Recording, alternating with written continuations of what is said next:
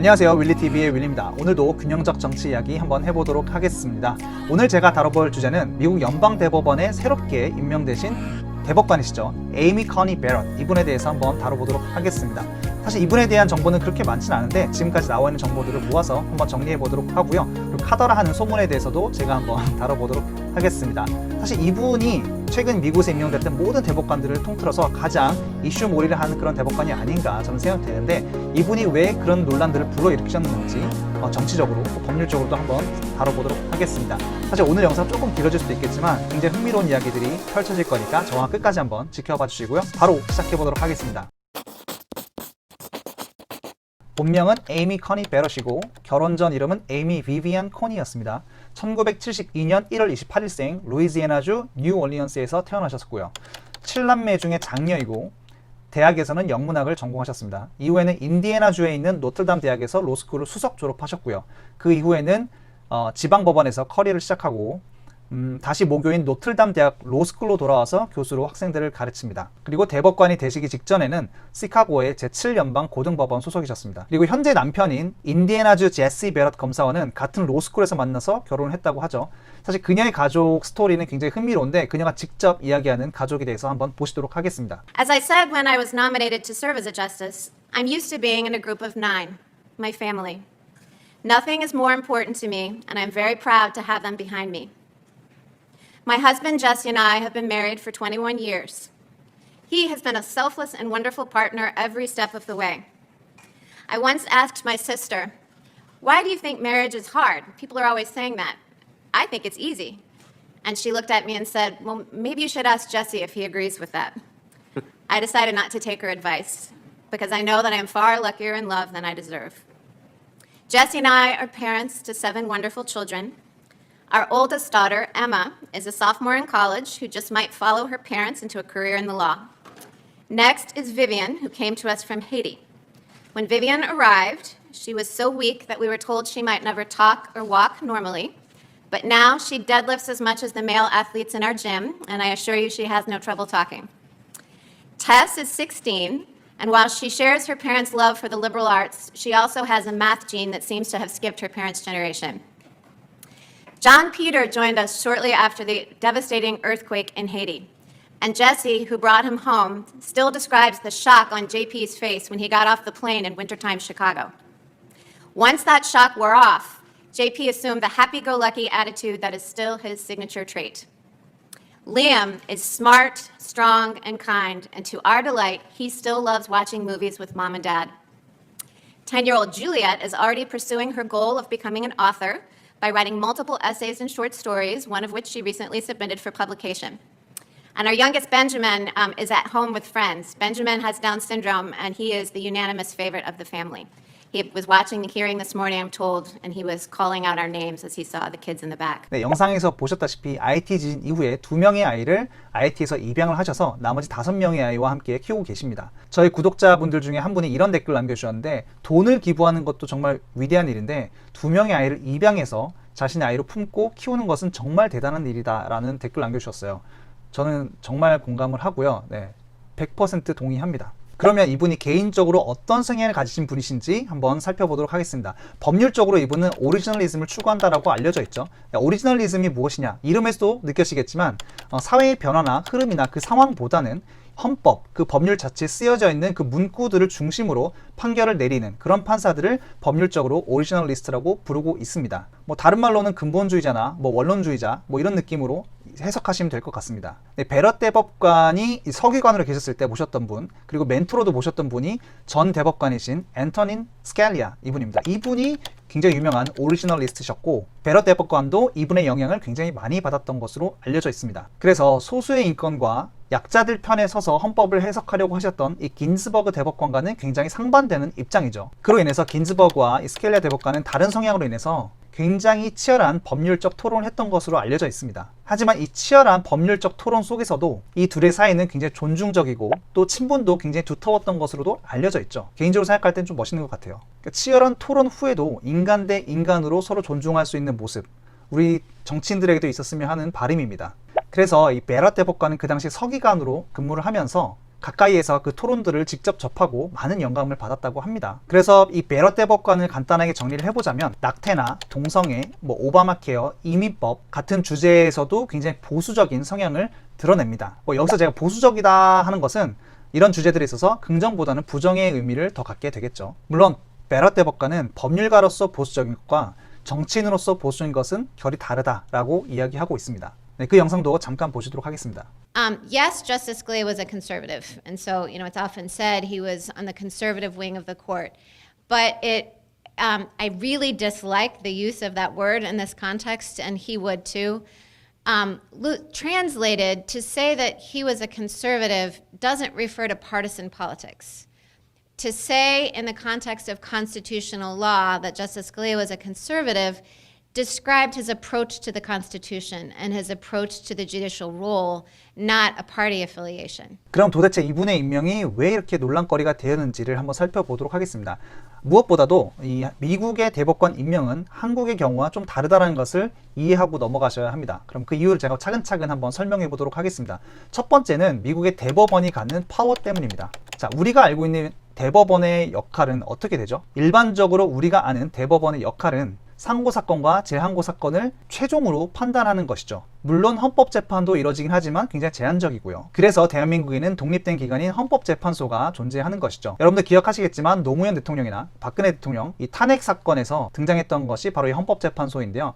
국회에서 내렸던 그런 결정을 최종적으로 판단하고 검토했던 기관이 바로 이 헌법재판소이죠. 그런데 한국과 달리 이 미국의 대법원이라 하면 한국의 대법원과 또 헌법재판소가 하는 두 가지 일들을 겸임하고 있다라고 생각하셔야 합니다. 그래서 미국에서는 이 대법원의 파워가 한국의 대법원보다 조금 더 강하다라고 볼 수 있겠죠. 그리고 두 번째는 이 바로 대법관의 임기입니다. 한국의 헌법재판소 재판관의 임기는 6년이고요. 연임이 가능하죠. 그리고 정년이 70세로 정해져 있는가 하면 미국의 연방대법원의 대법관은 종신제입니다. 즉, 한 번 임명된 대법관은 죽을 때까지 그 대법관의 역할을 수행하게 된다는 것이죠. 그렇기 때문에 그 무게감이 더할 수밖에 없습니다. 물론 미국 내 학계에서 그리고 정치계에서는 이 부분, 이 종신제를 임기제로 바꿔야 한다라는 논란이 계속해서 일어나고 있지만 바꾸기란 정말 쉽지 않죠. 그리고 세 번째로 바로 이 대법관 선임자입니다.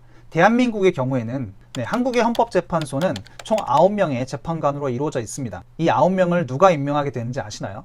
3명은 대통령이, 3명은 국회, 나머지 3명은 대법원장이 추천하게 되어 있습니다. 모두 인사청문회를 거쳐서 대통령이 최종 임명을 하게 되죠.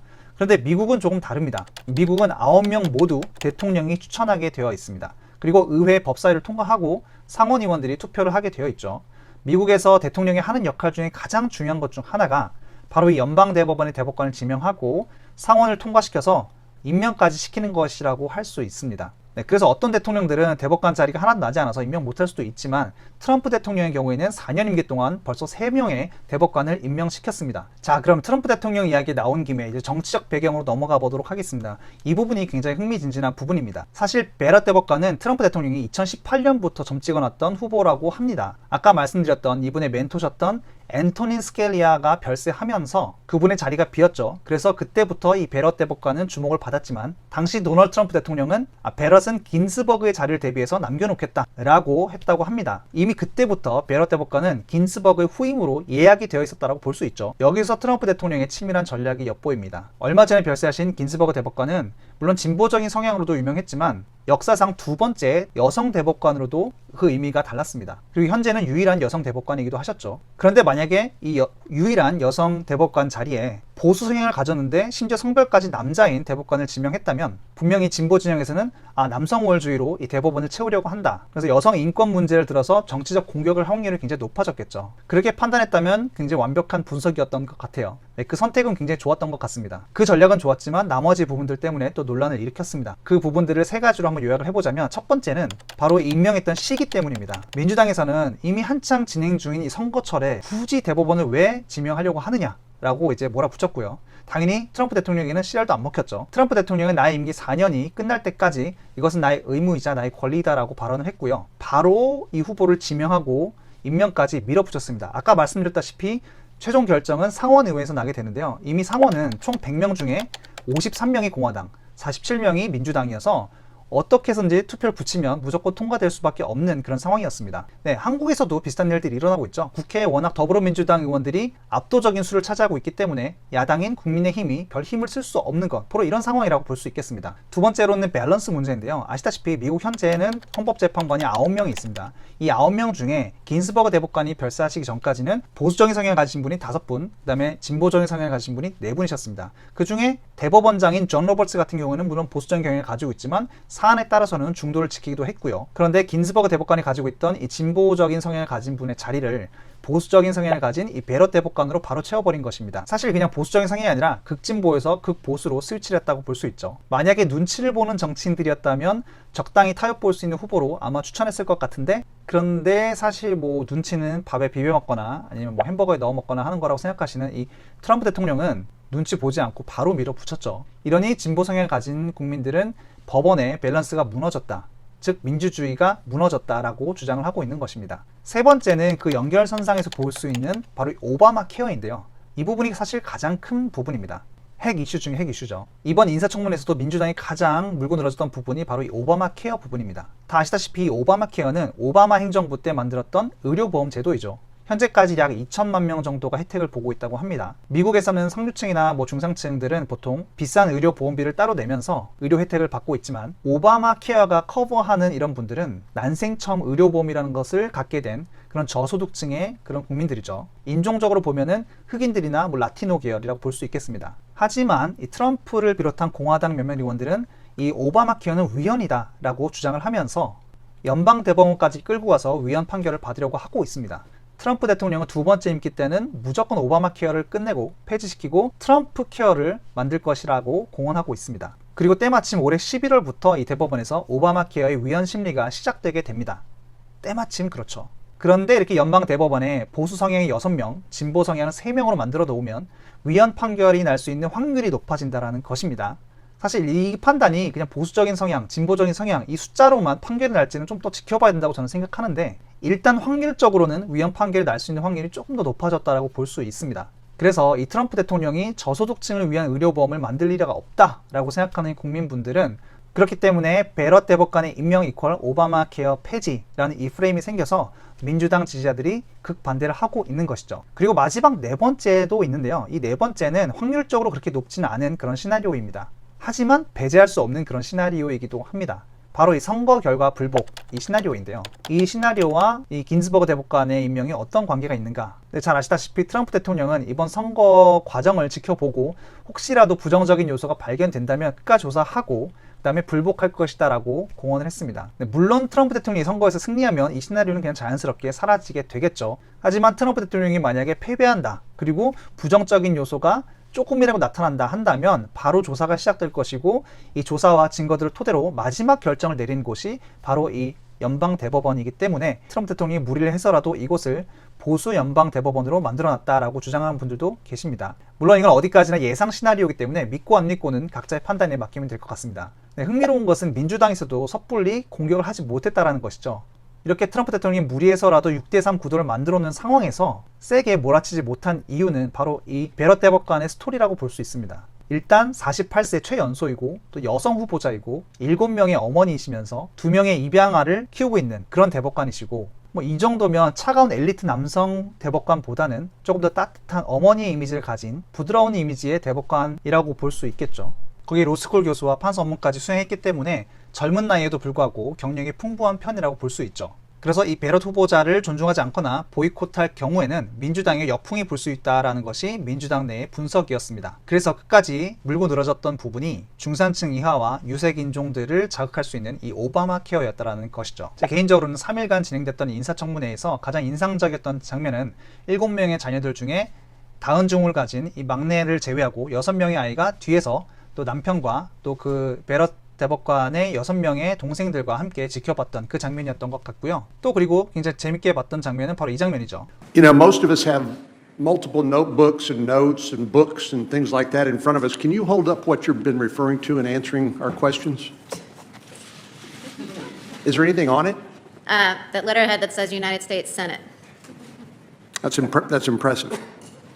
혹시 앞에 적고 있는 노트북을 보여줄 수 있냐라는 질문에 이렇게 백지를 들어 보이면서 원고를 이만큼 준비해온 상원 의원들과는 상반되게 원고도 없이 막힘없이 술술 대답하는 그 모습이 굉장히 인상적이었습니다. 네, 마지막으로는 루머, 종교적인 루머에 대해서 한번 다뤄보도록 하겠습니다. 공개적으로는 이분이 캐톨릭 신자인 것으로 알려져 있죠. 그런데 이 루머는 이분이 이상한 종교에 소속되어 있는 거 아니냐라는 것입니다. 이 루머의 시작은 CNN 보도로부터 시작했는데요. 이 CNN 보도에 따르면 이분은 People of Praise라는 단체에 소속이 되어 있다고 합니다. People of Praise를 해석하자면 뭐 찬양하는 사람들이라는 뜻이겠죠. 이 단체는 미국 전역에 2,000명이 조금 안 되는 그런 초교파 크리스천 그룹인 것으로 알려져 있습니다. 홈페이지에 가보면 캐톨릭, 루터교, 오순절, 감리교, 장로교, 성공회 등을 포괄한다고 합니다. 무슨 말을 하는 거예요 하시는 분들은 그냥 간단하게 우리가 흔히 이야기하는 성당 가시는 이 카톨릭 신자와 교회 가시는 기독교인들이 함께 이 종교 생활을 하고 있다라고 생각하시면 될 것 같습니다. 뉴욕타임즈는 일반인들은 이해할 수 없는 공동체라고 표현을 했고요. 영국 가디언은 비밀스러운 언약 공동체라는 표현을 했습니다. 베럿 대법관이 이 단체에서 중요한 역할을 하는 것은 확인되었습니다. 남편도 그녀의 양가 부모님들도 모두 이 단체 소속이시고 이 단체가 운영하는 기독교 학교의 이사로도 재임하신 바가 있습니다. 그런데 이 단체가 왜 문제가 될까요? 이 단체가 왜 이상하다는 평가를 받는가 하면 이 성경의 극보수적인 해석을 하기 때문이라고 말씀드릴 수 있을 것 같아요. People of Praise 측에서 주장하기로는 성경에서 말하는 2000여 년 전의 그 초창기의 모습, 그 모습을 따라가기 위해서 성경에 기록되어 있는 그 자체로만 해석을 한다라고 합니다. 이 부분은 이 베럿 대법관이 왜 법률적으로도 오리지널리즘을 추구하는지를 이해시켜주는 부분이라고 저는 생각합니다. 그로 인해서 이 단체의 소속원들은 현대의 크리스천들과는 조금 다른 행동과 또 생각을 가지고 있다라고 하는 것이죠. 예를 들면 남성 그룹은 헤드, 여성 그룹은 핸드메이드라는 명칭으로 나눈다고 하고요. 남성들이 적극적인 지도자 역할을 하게 돼 있고 모든 결정을 남자들이 하게 되어 있다라고 합니다. 여기서 말하는 핸드메이드는 그 수공업 핸드메이드가 아니라 시녀라는 뜻을 가진 핸드메이드라는 뜻입니다. 네, 스펠링 자체가 다르죠. 네, 아무튼 이 헤드라는 명칭을 쓰고 있는 남성 그룹은 핸드메이드라는 명칭을 쓰고 있는 여성 그룹에게 뭐 결혼이나 연애나 직장이나 양육에 관련된 그런 멘토링을 한다라고 알려져 있고요. 여성 그룹은 비교적 순종적인 입장을 취한다라고 합니다. 아무튼 이렇게 대다수의 현대적 크리스천들의 모습과도 다른 생각과 다른 행동을 하는 이 단체에 소속된 베럿 대법관이 대법관으로서 적합하지 않다라고 주장하는 부분 중에 하나입니다. 사실 이렇게 보수적인 해석을 하는 단체에서 낙태나 아니면 동성애, 마약, 총기 이런 주제들을 다룬다는 것이 조금 힘들긴 하죠. 네, 그래서 문제를 삼는 것입니다. 저는 개인적으로 궁금한 게 얼마 전에 교황님께서 동성결합법에 대해서 찬성한다라는 발언을 하셨는데 이 발언이 이 베럿 대법관에게 영향을 미칠 것인지 안 미칠 것인지 굉장히 궁금합니다. 하지만 그녀의 고백대로 판결 시에는 그 판결의 결과가 나의 마음에 들지 않는다고 하더라도 나의 의견과 나의 종교는 배제되고 오로지 헌법으로만 판결을 내릴 수 있기를 기대해 봅니다. 어떠셨나요? 네, 오늘 영상은 제가 편집하기 전인데 이미 굉장히 길어질 것 같아요. 말이 굉장히 많았던 것 같은데 워낙에 방대한 내용을 제가 다루다 보니까 조금 길어졌습니다. 오늘도 이렇게 긴 영상을 끝까지 시청해 주셔서 정말 감사드리고 오늘 영상이 마음에 드셨다면 좋아요, 구독, 알람 설정 그리고 댓글 부탁드리도록 하겠습니다. 저 개인적으로는 이 에이미 베럿 대법관의 임명에 대해서 여러분들이 어떻게 생각하시는지 궁금하거든요. 밑에 좀 남겨주시면 좋을 것 같고요. 최대한 매너 지키시면서 많은 댓글 남겨주시면 감사드리겠습니다. 그러면 오늘 윌리TV는 여기서 마무리하도록 하겠습니다. 제가 더 재밌고 좋은 영상으로 찾아뵙도록 하겠습니다. 그러면